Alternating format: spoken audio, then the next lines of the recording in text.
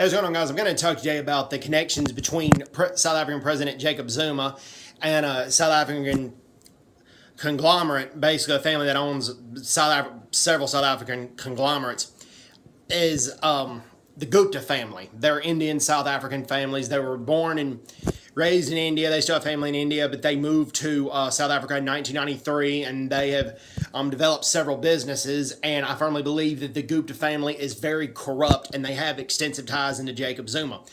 Let me explain. Here's what we do know. Okay, there have been hundreds of Zuma Gupta emails over the last year, and they got leaked to the press, and the Zuma government has not denied that. The Zuma government has gone after whoever leaked them, and they're investigating whoever leaked them. That's what they're going after, which is wrong, okay? And here's why I believe that the Gupta family is corrupt. Most South Africans believe the Gupta family is corrupt. The BBC did an article on this. One of the Gupta sons had a lavish wedding, and they flew in their family from India, and the relatives landed at an airbase in Pretoria, but they didn't have to go through customs. They didn't have to get their passport stamped. They didn't have to get checked. They didn't have to fill out questionnaire cards.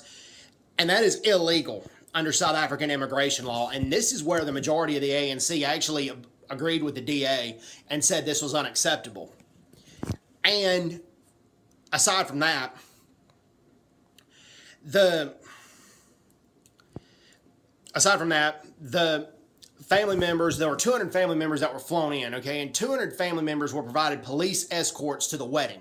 It was a private wedding of people who are not employed by the government. They were not high-ranking government officials. They were foreigners, but they were not foreign ambassadors, okay? They shouldn't have been allowed police escorts in that situation, but they were provided several police escorts. So there's something going on with the connection between the President Zuma and the Guptas. Also, President Zuma's son has a property in Dubai, United Arab Emirates, and the Guptas do as well, and it's some lavish homes. Press has reported that. It seems like that the Guptas will be asked to leave South Africa if the DA gets elected or if the EFF gets elected in this situation, because Julius Malema, which I agree with him on this, he's asked the Guptas to leave South Africa, and I firmly believe he should. I don't think the Guptas, with all the money that they haven't employed enough people. They could employ more, and South Africa faces a severe unemployment problem right now, and they also have not released their personal wealth to the South African government, which is wrong in itself. So I think the Guptas, excuse me, I'm horrible with pronunciation. I think the Guptas are not legally paying taxes in South Africa. They're illegally paying taxes and illegally not paying taxes in South Africa. Excuse the slip of the tongue. Had a tongue twister. Illegally not paying taxes in South Africa because there's a lot of their income that they have not released. Either they're trying to get out of paying taxes, or they are engaging in some criminal activity, making money that way that they don't want to report to because they're worried the police will find out about it. But anyways, the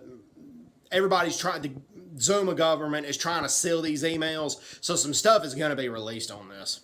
It's just disgraceful with what's going on. Anyway, hope everybody's doing well. Take care. God bless everybody. Bye-bye.